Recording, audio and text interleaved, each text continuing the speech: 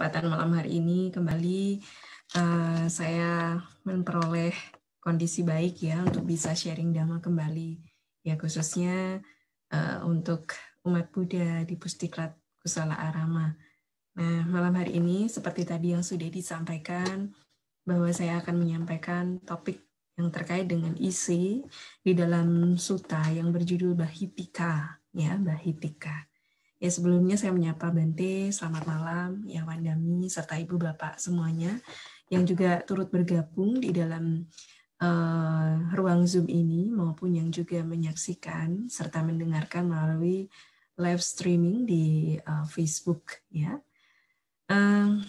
sebenarnya sutta ini memang sudah cukup banyak dibaca juga ya oleh beberapa orang yang memang sengaja mempelajari khotbah dari Sang Buddha. Tapi mungkin juga masih terasa asing bagi beberapa orang yang memang tidak banyak ya membaca sutta, khususnya di bagian Majjhima Nikaya. Nah, Bahitika ini merupakan salah satu sutta yang sebenarnya kalau mengacu dari judul sutanya, ya Bahitika ini terjemahannya adalah di dalam bahasa Indonesia itu diterjemahkan dengan istilah mantel. Ya, mantel.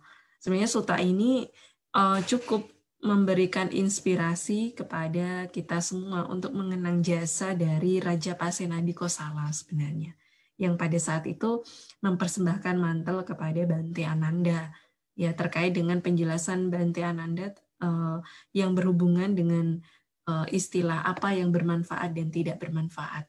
Ya, nah saya tertarik untuk menyampaikan sutta ini sebenarnya ada tujuannya. Yang pertama karena masih banyak di antara umat Buddha ya sendiri mempertanyakan ya terkait hal-hal apa yang dimaksud dengan sesuatu yang bermanfaat itu ya. Jadi yang dimaksud dengan ucapan ya, perilaku serta pikiran yang bermanfaat itu yang seperti apa begitu. Dan juga yang mengarah pada apa yang dimaksud dengan pikiran, ucapan serta tindakan yang tidak bermanfaat. Jadi melalui sutta ini kita langsung mendapatkan sebuah penjelasan dan literatur yang valid berdasarkan Tipitaka terkait dengan apa yang dimaksud dengan sesuatu yang bermanfaat dan tidak bermanfaat. Nah, mari bersama-sama kita belajar. Ya, saya akan men-share screen ya terkait dengan isi terjemahan dari Bahitika Sutta ini.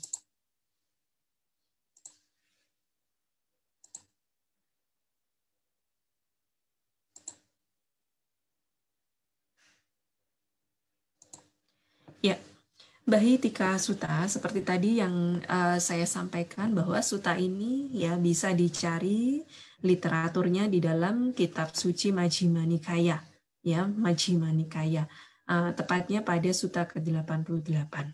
Ya, Bahitika Sutta ini sebenarnya dilatar belakangi pada saat Bante Ananda itu ya berada di hutan Jeta, ya. Jadi bersama juga dengan Sang Buddha. Nah, pada saat itu beliau sedang berpindah patah. Nah, ini adalah pengantar aslinya di dalam sutta. Pada suatu ketika Sang Bagawa sedang menetap di Sawati, di hutan Jeta, Taman Anathapindika. Kemudian pada suatu pagi Yang Mulia Ananda merapikan jubah dan dengan membawa mangkuk serta jubah luarnya, pergi menuju Sawati untuk menerima dana makanan. Ketika ia telah menerima dana makanan dan telah kembali dari perjalanan itu, setelah makan, ia pergi ke Taman Timur menuju istana Ibu Migara untuk melewatkan hari. Jadi setelah berpindah patah dan menyantap makanan beliau, Bante Ananda ini menuju ke istana Ibu Migara. Istana Ibu Migara ini sebenarnya adalah istana Ibu Wisaka, ya. Ibunya Migara di sini maksudnya adalah Migara ini adalah mertua dari Wisaka, yang karena Wisaka ini pada saat itu mampu ya mengarahkan batin dari mertua beliau yang bernama Migara, maka mampu ya mertua Ibu Wisaka ini merealisasi tingkat kesucian sehingga menganggap ya menantunya atau Wisaka ini sebagai ibunya. Maka saat itu Wisaka juga sering dipanggil sebagai Ibu Migara begitu. Nah, pada saat itu ya Raja Pasenadi Kosala juga menyuruh ya istilahnya orang kerajaan untuk pergi menemui Bante Ananda dan diminta untuk bersujud atas nama atas nama Raja Pasenadi Kosala kepada Bante Ananda ya. Nah, ini perintah dari Raja Pasenadi ya. Yang mulia Raja Pasenadi Kosala meminta agar ya orang kerajaan tersebut bersujud dengan kepalanya di kaki Yang Mulia Ananda. Kemudian katakan bahwa Yang Mulia, jika Yang Mulia Ananda tidak memiliki urusan mendesak, mungkin Yang Mulia Ananda sudi menunggu sebentar demi belas kasih. Intinya orang kerajaan tersebut diminta oleh Raja Pasenadi Kosala untuk dapat ya menyampaikan bahwa Raja Pasenadi Kosala ini sebenarnya ingin bertemu dengan Bante Ananda, begitu. Jadi Bante Ananda diminta untuk menunggu sebentar sebelum kembali menuju ke tempat di mana Sang Buddha tinggal, begitu. Nah, kemudian pada saat Raja Pasenadi Kosala sedang menunggang gajah Eka Pundarika, jadi ini adalah gajah yang biasa digunakan oleh Raja Pasenadi Kosala ketika beliau mau bertemu dengan petapa. Ya, sebagai kebiasaan para raja pada masa itu ketika ingin mengunjungi para petapa, biasanya tidak menunggang kuda, tapi biasanya dengan menggunakan gajah. Karena ini sebagai sebuah tradisi, ya, kalau seorang raja itu ingin bertemu dengan seorang petapa, ya, jadi menjaga ketenangan juga. Jadi tidak sembarangan. Kalau kuda biasanya menimbulkan suara yang berisik. Tapi ketika seorang raja hendak ingin menemui seorang petapa, biasanya raja tersebut menunggang seekor gajah, ya, karena gajah lebih kalem, ya, juga tidak menimbulkan suara yang berisik, ya. Begitu, ini sebagai salah satu kebiasaan ya para raja pada masa itu. Nah, dari kejauhan ia melihat kedatangan Yang Mulia Ananda dan bertanya kepada Menteri Siriwada, "Bukankah itu adalah Yang Mulia Ananda?" "Benar, Baginda, itu adalah Yang Mulia Ananda."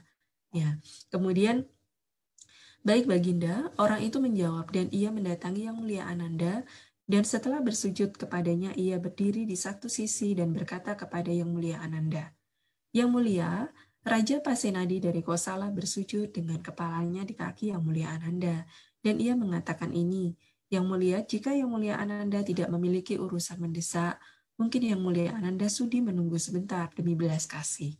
Nah, intinya Raja Pasenadi ingin bertemu ya dengan Bante Ananda.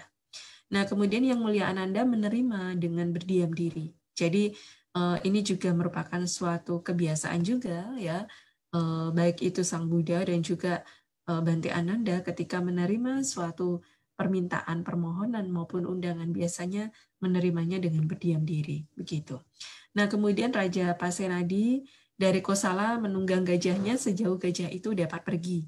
Dan kemudian ia turun dan mendatangi Yang Mulia Ananda dengan berjalan kaki.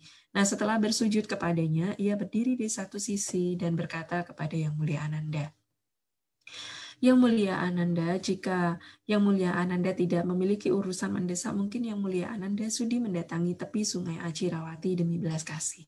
Nah, artinya di sini tepi Sungai Acirawati ini adalah tempat di mana yang layak, ya, menurut menurut Raja Pasenadi Kosala untuk berbincang, ya, dengan Yang Mulia Ananda. Dan di sana Raja Pasenadi itu sudah mempersiapkan tempat duduk yang sesuai, ya, untuk Bante Ananda untuk menjawab beberapa pertanyaan dari Raja Pasenadi pada masa itu. Nah, kemudian akhirnya Yang Mulia Ananda pun juga berdiam diri lalu menuju ke tepi Sungai Acirawati dan duduk di bawah sebatang pohon di tempat yang telah disiapkan. Kemudian Raja Pasenadi dari Kosala menunggang gajahnya sejauh gajah itu dapat pergi. Dan kemudian ia turun dan mendatangi Yang Mulia Ananda dengan berjalan kaki. Jadi setelah turun dari gajah, ya, sebagai bentuk rasa hormat juga, ya, Raja Pasenadi Kosala berjalan kaki menuju Yang Mulia Ananda. Nah, setelah bersujud kepadanya, ia berdiri di satu sisi dan berkata kepada Yang Mulia Ananda, "Ini Yang Mulia adalah permadani kulit gajah. Silahkan Yang Mulia Ananda duduk di sini." Maksudnya Raja Pasenadi Kosala ini adalah memberikan hormat, ya, kepada Bante Ananda. Tapi Bante Ananda mengatakan bahwa tidak perlu Baginda, duduklah. Aku sudah duduk di alas dudukku sendiri. Nah, di sini juga Bante Ananda sudah mempersiapkan tempat duduknya sendiri. Walaupun Raja Pasenadi juga sudah ibaratnya itu mempersiapkan tempat yang layak juga ya untuk Bante Ananda begitu. Nah, kemudian ya terjadi sebuah percakapan ya antara Raja Pasenadi Kosala dengan Bante Ananda. Nah, di sini Raja Pasenadi Kosala ya ada keraguan-raguan terkait dengan kasus yang dialami oleh Sang Buddha. Ya, kasus yang sebenarnya adalah terkait dengan ucapan salah ya atau fitnah sebenarnya yang ditujukan kepada Sang Buddha pada masa itu. Yang tujuannya adalah untuk agar Sang Buddha ini mendapat sikap diskriminasi ya oleh para petapa dan brahmana pada masa itu. Nah, diketahui bahwa kasus pertanyaan Raja Pasenadi Kosala ini berhubungan dengan kasus yang terjadi terkait dengan peristiwa kematian Sundari. Ya, jadi Sundari ini sengaja ya diminta oleh kaum Brahmana dan petapa yang tidak menyenangi Sang Buddha pada masa itu untuk setiap malam ya datang ke wihara di tempat Sang Buddha tinggal. Ya, dan diminta untuk menjelang pagi ya meninggalkan wihara itu agar dapat diketahui oleh banyak orang. Nah, tujuannya sebenarnya mirip dengan kasusnya di mana ketika Sang Buddha mendapatkan fitnah terkait dengan kasus Cincamanawika. Tapi kasus Sundari ini lebih heboh ya karena pada masa itu Sundari ini akhirnya ditemukan meninggal juga. Jadi kasusnya Sundari ini setelah beberapa kali ya datang ke tempat Sang Buddha ya, kemudian setiap pagi hari meninggalkan tempat itu agar para penduduk dapat mengetahuinya dan para penduduk berprasangka buruk ya terhadap Sang Buddha dan juga para biku yang tinggal di wilayah tempat Sang Buddha tinggal ya, dan hingga suatu ketika Sundari sendiri ini dipukuli oleh kelompok Brahmana yang sengaja ya diminta untuk membunuh Sundari itu sendiri. Ya, jadi tujuannya agar mengira Sundari ini ya dipukuli dan dibunuh oleh ya para biku yang menjadi pengikut Sang Buddha pada masa itu. Nah, kemudian karena kasusnya ini juga cukup heboh ya, cukup membawa resah ya orang-orang ya penduduk pada masa itu, sehingga Raja Pasenadi Kosala pun juga mendengar kasus peristiwa itu. Dan akhirnya Raja Pasenadi Kosala ini sengaja bertanya langsung kepada Bante Ananda. Ya, nah akhirnya bertanya, Yang Mulia Ananda, mungkinkah Sang Bagawa berperilaku melalui jasmani sedemikian sehingga beliau dapat dicela oleh para petapa dan brahmana? Nah, di sini artinya apakah mungkin ya Sang Buddha itu sampai melakukan pemukulan, bahkan sampai melakukan pembunuhan ya kepada Sundari, sehingga Sang Buddha ini dapat dicela oleh petapa dan brahmana pada masa itu. Nah, kemudian Bante Ananda ya menjelaskan bahwa Baginda Sang Bagawa tidak mungkin ya berperilaku melalui jasmani sedemikian sehingga beliau dapat dicela oleh para petapa dan brahmana. Nah, mungkinkah Sang Bagawa berperilaku melalui ucapan, kemudian pikiran sedemikian itu sehingga beliau dapat dicela oleh para petapa dan brahmana? Ya, ditanyakan lagi, kalau melalui tindakan jasmani tidak mungkin, lalu melalui ucapan dan pikiran apakah mungkin ya Sang Buddha sampai melakukan tindakan seperti itu? Ditegaskan lagi oleh Bante Ananda Baginda, Sang Bagawa tidak mungkin ya berperilaku melalui ucapan, berperilaku melalui pikiran sedemikian sehingga beliau dapat dicela oleh para petapa dan brahmana. Nah, akhirnya melalui percakapan ini Raja Pasenadi ya ingin mengetahui lebih jauh ya terkait penjelasan dari Bante Ananda. Sungguh mengagumkan Yang Mulia, sungguh menakjubkan. Karena apa yang tidak mampu kami capai dengan sebuah pertanyaan telah dicapai oleh Yang Mulia Ananda dengan jawaban atas pertanyaan tersebut. Kami tidak mengenali apapun yang berharga dalam pujian dan celaan orang lain yang diucapkan oleh orang-orang dungu. yang mengucapkan dengan tanpa menyelidiki dan mengevaluasi. Tetapi kami mengenali sesuatu yang berharga dalam pujian dan celaan kepada orang lain yang diucapkan oleh para bijaksana, cerdas, dan pintar, yang mengucapkan setelah menyelidiki dan mengevaluasi. Jadi intinya, Raja Pasenadi ini sebenarnya lebih mempercayai ya orang-orang bijaksana dibandingkan mempercayai orang-orang yang tidak bijaksana, yang mengucapkan sesuatu atas dasar pujian ataupun celaan tanpa ada dasarnya. Nah, Bante Ananda ini ya oleh Raja Pasenadi dianggap karena memiliki kualitas orang bijaksana dan cerdas sehingga ingin mengetahui dan menyelidiki lebih lanjut terkait dengan alasan ya Bante Ananda menyampaikan pujian atau ungkapan terkait ketidakmungkinan Sang Buddha melakukan tindakan tercela itu. Nah, kemudian Raja Pasenadi mulai bertanya kepada Bante Ananda, sekarang yang mulia Ananda, jenis perilaku jasmani apakah yang dicela oleh para petapa dan brahmana yang bijaksana? Ya, jadi di sini Raja Pasenadi itu ingin mengetahui sebenarnya sesuatu yang dicela oleh para petapa dan brahmana itu sesuatu yang bagaimana. Nah, ini yang berhubungan dengan perilaku jasmani yang seperti apa begitu. Nah, kemudian Bante Ananda menjawab, segala perilaku jasmani yang tidak bermanfaat baginda, ya, tapi tidak bermanfaat itu yang seperti apa, ya? Nah, sekarang yang mulia Ananda, jenis perilaku jasmani apakah yang tidak bermanfaat? Nah, dijawab yang tidak bermanfaat itu adalah perilaku jasmani yang tercela, ya. Nah, yang tercela itu yang bagaimana? Yang tercela itu yang membawa pada penderitaan, ya. Nah, yang membawa pada penderitaan itu yang seperti apa? Yang mengakibatkan sesuatu, istilahnya segala perilaku jasmani yang memiliki akibat menyakitkan. Jadi itulah yang sebenarnya urusan sesuatu yang dimaksud dicela oleh para bijaksana itu yang seperti itu. Nah, kemudian ditanya lagi, ya digali lagi oleh Raja Pasenadi Kosala ini. Yang memiliki akibat menyakitkan itu yang seperti apa? Nah, segala perilaku jasmani baginda yang mengarah menuju penderitaan diri sendiri atau penderitaan makhluk lain atau menuju penderitaan keduanya dan yang karenanya maka kondisi-kondisi tidak bermanfaat menjadi bertambah dan kondisi-kondisi yang bermanfaat menjadi berkurang. Perilaku jasmani demikian dicela oleh para petapa dan brahmana bijaksana baginda.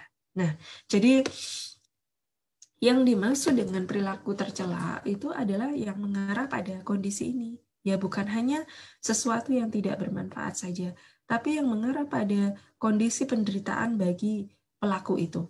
Dan juga penderitaan bagi makhluk lain. Atau yang menuju pada penderitaan keduanya. Dan di sini tindakan memukul, tindakan membunuh, tindakan mencuri, ya, tindakan berperilaku salah, ya, kemudian juga tindakan menipu, memfitnah, ya, dan juga mengarah pada lemahnya kesadaran. Ya, pada masa itu menjadi sebuah celaan bagi para petapa dan brahmana suci. Kenapa? Karena kalau tindakan itu mengarah pada penderitaan diri sendiri, ya tentunya dengan menyakiti makhluk lain, itu pun juga mengarah pada penderitaan makhluk lain. Nah, kalau perilaku ini dilakukan, inilah yang sebenarnya disebut sebagai celaan. Nah, ini apalagi tindakan pembunuhan terhadap Sundari itu. Nah, itu yang seharusnya dicela oleh para petapa dan brahmana. Sedangkan Sang Buddha sendiri sudah meninggalkan tindakan itu. Apakah mungkin seseorang yang sudah meninggalkan tindakan yang tidak bermanfaat, ya, sebagai seorang Arya, yang melakukan tindakan yang mengarah pada penderitaan diri sendiri, kemudian penderitaan makhluk lain, atau menuju pada penderitaan keduanya, yang karena kondisi-kondisi itu mengarah pada tindakan yang tidak bermanfaat, ya, mengarah pada tindakan yang berkurangnya sesuatu yang bermanfaat, maka itu yang membawa pada celaan, ya. Nah, Sang Buddha sendiri sudah meninggalkan hal itu. Nah, kemudian dilanjutkan juga. Selain tadi berhubungan dengan ucapan, nah di sini jawabannya Bante Ananda sama sebenarnya. Ya, tapi yang membedakannya adalah pertanyaan dari Raja Pasenadi terkait dengan ucapan. Kalau yang pertama tadi adalah tindakan apa yang dicela oleh para petapa dan brahmana. Kalau yang ini adalah ucapan apakah yang dicela oleh para petapa dan brahmana. Nah, tentunya ucapan yang tidak bermanfaat. Ya, kalau kita melihat dari beberapa sutta terkait dengan ucapan benar, salah satu poinnya adalah ucapan yang tidak bermanfaat juga. Ya. Nah, kemudian ucapan yang seperti apa yang juga dicela oleh para brahmana dan petapa? Ucapan yang tercela, ya, ucapan yang tidak benar, ya. Nah, kemudian di sana juga ucapan yang tercela itu yang seperti apa? Yang mengarah pada penderitaan, ya, baik itu penderitaan diri sendiri ataupun penderitaan makhluk lain, ya. Nah, hendaknya orang yang dikatakan bijaksana ini pasti akan meninggalkan ya jenis ucapan ini juga. Nah, kemudian perilaku ucapan apa yang dimaksud dengan yang membawa pada penderitaan, yang memiliki akibat menyakitkan. Bahkan ucapan itu ketika diucapkan bisa menyebabkan akibat yang menyakitkan bagi diri sendiri maupun pihak lain. Ya, tentunya ucapan yang berbau kebencian, ucapan yang berbau kemarahan, ya, ucapan yang berbau ketidaksenangan, ucapan yang berbau untuk memecah belah. Ini adalah ucapan-ucapan yang menyebabkan kondisi menyakitkan.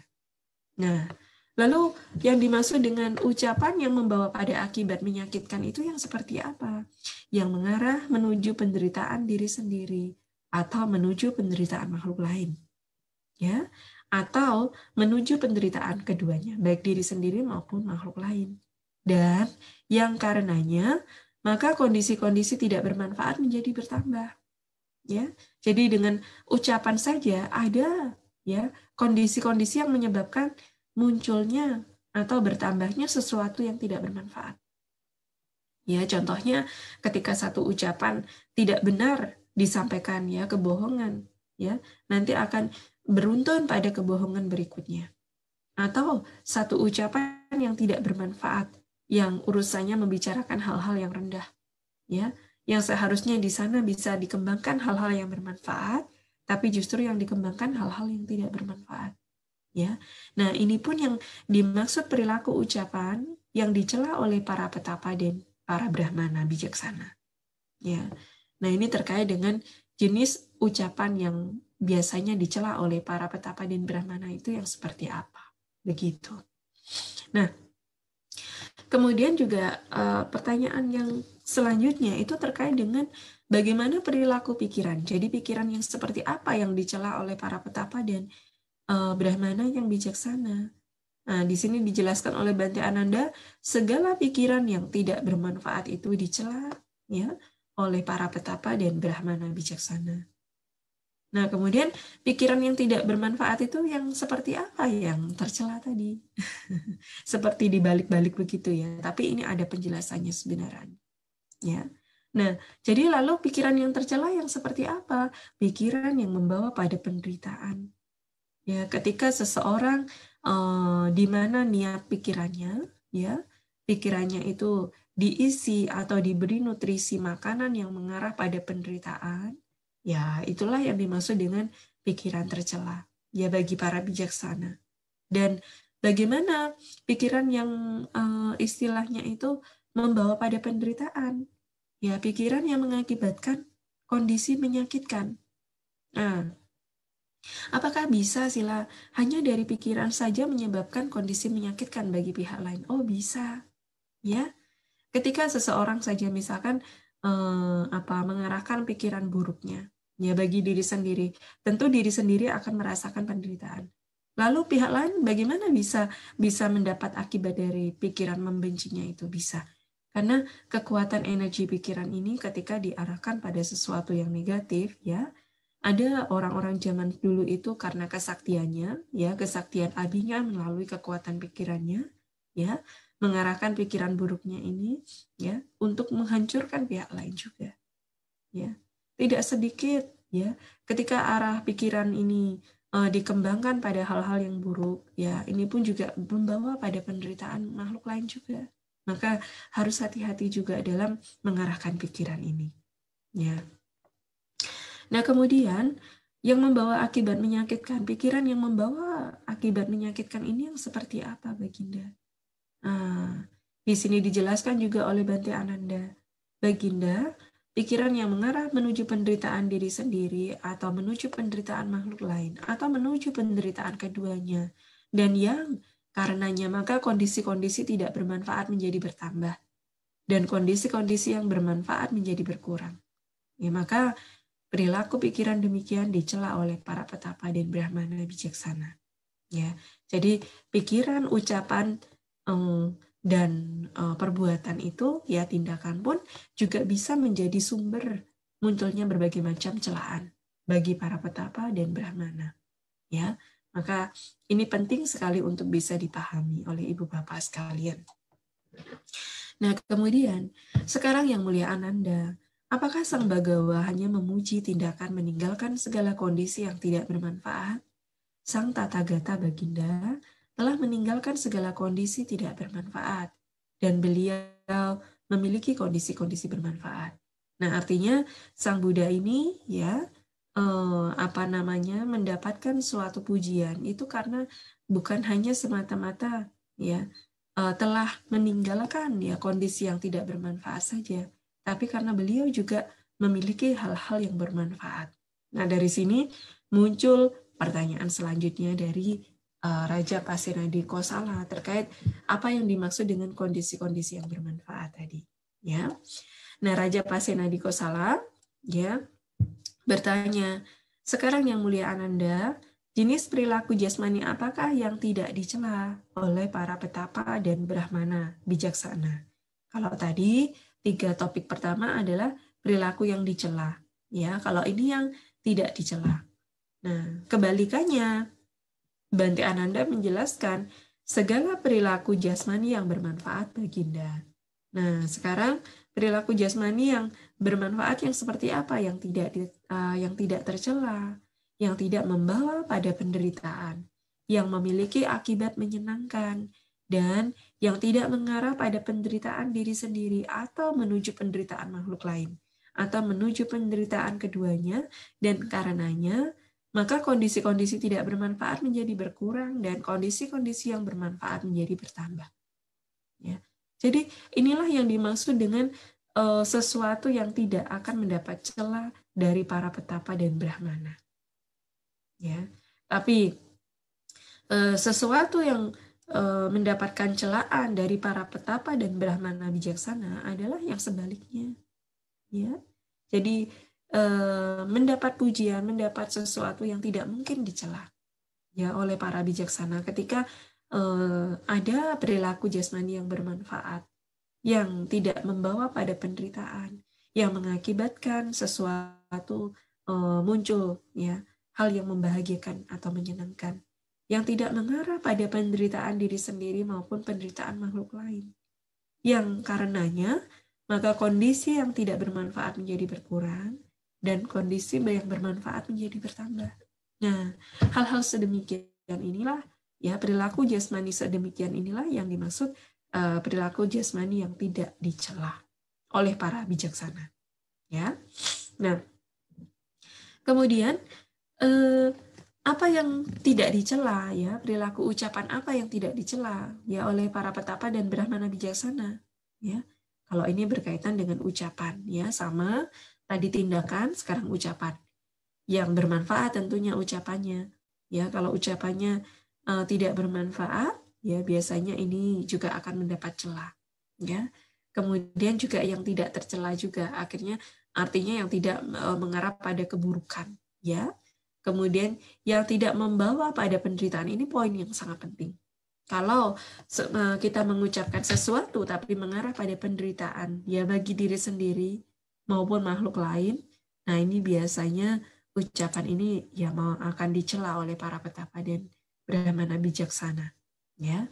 Nah, kemudian juga ucapan itu memiliki akibat menyenangkan. Orang yang mendengarkan ucapan itu menjadi bahagia, ya, menjadi muncul sesuatu yang bermanfaat di dalam dirinya. Maka dikatakan ucapan itu membawa akibat menyenangkan. Ya. Nah, kemudian Perilaku ucapan yang memiliki akibat menyenangkan yang seperti apa? Yang tidak mengarah menuju penderitaan bagi diri sendiri, ya, yang juga tidak mengarah menuju penderitaan bagi makhluk lain, ya, atau menuju penderitaan keduanya baik diri sendiri maupun makhluk lain. Dan yang karenanya maka kondisi-kondisi tidak bermanfaat, ya, menjadi berkurang, dan kondisi-kondisi yang bermanfaat menjadi bertambah. Nah, ini yang dimaksud dengan perilaku ucapan yang tidak dicela oleh para petapa dan brahmana bijaksana pada masa itu, ya. Nah, kemudian yang terakhir juga terkait dengan poin perilaku pikiran. Jadi gerak-gerik pikiran seperti apa yang tidak dicela oleh para petapa dan brahmana bijaksana, ya. Tentunya yang pikiran yang diarahkan pada hal-hal yang bermanfaat, ya. Kemudian pikiran yang diarahkan pada hal-hal yang tidak tercela. Pikiran yang diarahkan yang tidak membawa pada penderitaan. Lalu pikiran yang diarahkan yang memiliki akibat membahagiakan atau menyenangkan. Ya. Dan poin yang terakhir yang tidak kalah penting adalah pikiran yang mengarahkan menuju, ya, yang tidak mengarahkan menuju penderitaan diri sendiri, juga penderitaan makhluk lain. Jadi ketika misalkan kita punya pikiran yang buruk, ya, pikiran yang penuh kemarahan, pikiran yang penuh kebencian, pikiran yang penuh keangkuhan, pikiran yang penuh dengan dendam, iri hati, dan lain sebagainya. Ketika muncul pikiran seperti itu, tanyakan, apakah dengan saya muncul pikiran seperti ini membawa penderitaan bagi diri saya sendiri? Kemudian nanti begitu pikiran ini saya kembangkan, akankah membawa penderitaan bagi orang lain atau makhluk lain? Dan ketika saya memikirkan hal ini, apakah pikiran-pikiran ini, ya, adalah, ya, sebagai kondisi munculnya sesuatu yang bermanfaat atau tidak bermanfaat? Ini sangat penting. Ya, jadi poin-poin itu tadi yang dimaksudkan pikiran yang tidak dicela oleh para bijaksana. Nah, kemudian Raja Pasenadi kembali menekankan, sekarang Yang Mulia Ananda, apakah Sang Bagawa hanya memuji tindakan mengembangkan segala kondisi yang bermanfaat? Sang Tathagata Baginda telah meninggalkan segala kondisi yang tidak bermanfaat, dan beliau, ya, memiliki kondisi-kondisi yang bermanfaat. Jadi ketika seseorang dikatakan tidak mendapatkan sebuah celaan, ya, artinya di sana bukan hanya sekedar tidak meninggalkan kondisi yang bukan hanya meninggalkan kondisi yang tidak bermanfaat saja, tapi juga mengembangkan kondisi-kondisi yang bermanfaat. Ya, kalau seseorang di dalam kehidupannya baik melalui pikiran, ucapan, dan perbuatannya, kalau tidak ingin mendapatkan celah, maka ya satu hal yang harus dilakukan adalah meninggalkan hal-hal yang tidak bermanfaat. Dan setelah meninggalkan hal-hal yang tidak bermanfaat, hendaknya ia harus memiliki, ya, kondisi-kondisi yang bermanfaat, atau dalam kata lain, ya, mengembangkan hal-hal yang bermanfaat itu. Ya, jadi ini adalah poin utama yang penting juga sebenarnya dari pernyataan ini. Nah, kemudian sungguh mengagumkan Yang Mulia, sungguh menakjubkan betapa baiknya hal itu diungkapkan oleh Yang Mulia Ananda.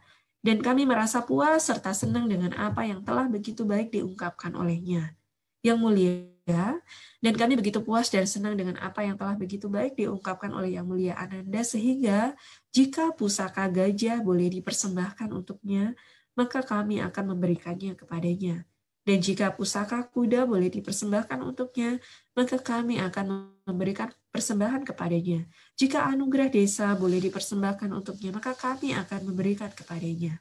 Jadi, uraian dari Bante Ananda yang sedemikian itu tadi tidak sebanding sebenarnya dengan pemberian gajah, kuda, ya, bahkan desa, ya.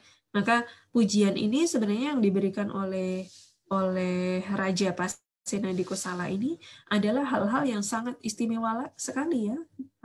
Pemberian raja yang sangat istimewa sekali pada masa itu, ya. Tetapi kami mengetahui Yang Mulia bahwa hal-hal ini tidak boleh dipersembahkan kepada Yang Mulia Ananda, Tetapi mantelku ini yang mulia, yang dikirim kepadaku dalam payung kerajaan oleh Raja Ajatasattu dari Magadha, 16 lengan panjangnya dan 8 ya lengan lebarnya. Sudilah yang mulia Ananda menerima demi belas kasihnya. Nah, tapi Bante Ananda mengatakan tidak perlu Baginda, 3 jubahku sudah lengkap.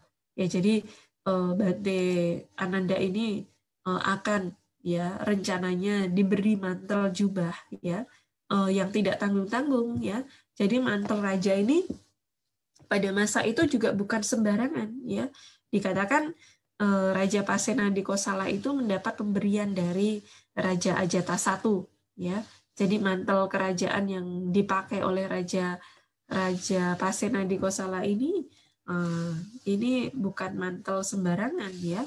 Jadi dipersembahkan dari kerajaan Magadha ya, dari raja. Pemberian raja itu pasti pemberian yang terbaik. Dan pada masa itu ya kain dari Baranasi itu adalah kain yang terbaik ya pada masa itu.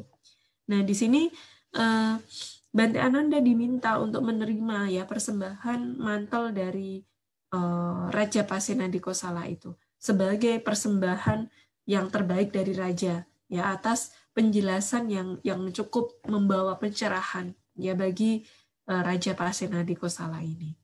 Nah, kemudian yang mulia, Sungai Acirawati ini telah terlihat baik oleh Yang Mulia Ananda maupun oleh kami sendiri ketika awan tebal menurunkan hujan lebat di gunung-gunung. Kemudian Sungai Acirawati ini meluap di kedua tepinya. Demikian pula Yang Mulia Ananda dapat membuat 3 jubah dari mantel ini, dan ia dapat membagikan 3 jubahnya yang lama dengan teman-temannya dalam kehidupan suci. Ya, dengan demikian persembahan kami akan meluap. Yang Mulia Sudilah Yang Mulia Ananda menerima mantel ini. Nah, artinya apa?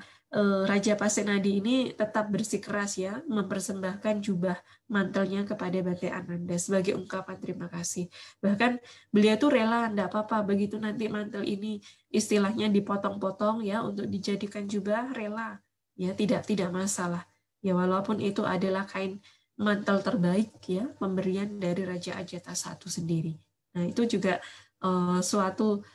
suatu benda kebesaran ya pada masa itu juga. Nah, itu dipersembahkan kepada Bante Ananda ya. Nah, kemudian Yang Mulia Ananda akhirnya menerima mantel itu ya, dan Raja Pasenadi Kosala berkata, "Sekarang Yang Mulia, kami pergi. Kami sibuk dan banyak yang harus kami lakukan. Silakan engkau pergi Baginda." Jadi setelah memberikan mantel itu, ya Raja Pasenadi Kosala itu meninggalkan Bante Ananda. Ya karena raja memang dikatakan ada 3 orang ya di dalam penjelasan itu di dunia ini yang sangat sibuk sekali. Yang pertama itu adalah raja, ya raja. Yang kedua itu adalah petapa, ya. Yang ketiga itu adalah orang yang diliputi oleh nafsu indria. Ini sangat sibuk sekali pikirannya, ya. Maka raja pada masa itu segera meninggalkan Raja Pasenadi Kosala, ya. Segera meninggalkan Bante Ananda. Nah, kemudian Raja Pasenadi dari Kosala setelah merasa puas dan senang ya mendengar kata-kata Bante Ananda, bangkit dari duduknya dan bersujud kepada Yang Mulia Ananda. Dengan Yang Mulia Ananda tetap di sisi kanannya, ia pergi. Begitu. Nah, Yang Mulia Ananda berada di sisi kanan ini juga biasanya begitu. Nah, kemudian segera setelah ia pergi, Yang Mulia Ananda menghadap Sang Bagawa. Dan setelah bersujud kepada beliau, ia duduk di satu sisi menceritakan keseluruhan percakapannya dengan Raja Pasenadi Kosala dan mempersembahkan mantel itu kepada Sang Buddha. Nah, kemudian Sang Bagawa berkata kepada para biku, sungguh suatu keuntungan para biku bagi Raja Pasenadi Kosala. Sungguh suatu keuntungan besar bagi Raja Pasenadi dari Kosala bahwa ia mendapat kesempatan bertemu dan bersujud kepada Ananda. Itu adalah apa yang dikatakan oleh Sang Bagawa. Para biku merasa puas dan bergembira mendengar kata-kata Sang Bagawa.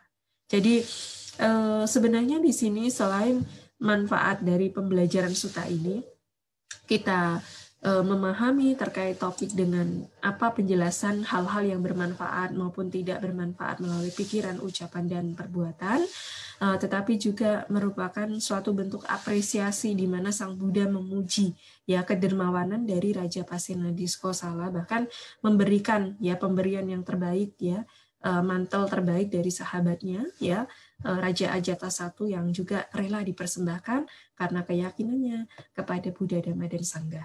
Nah, inilah suatu tindakan dan teladan baik dari Sutta Bahitika Sutta ini. Ya, itulah uraian yang bisa saya sampaikan terkait dengan penjelasan dari Bahitika Sutta. Jika masih ada keraguan dan ada pertanyaan terkait dengan topik sutta ini, silahkan saya kembali.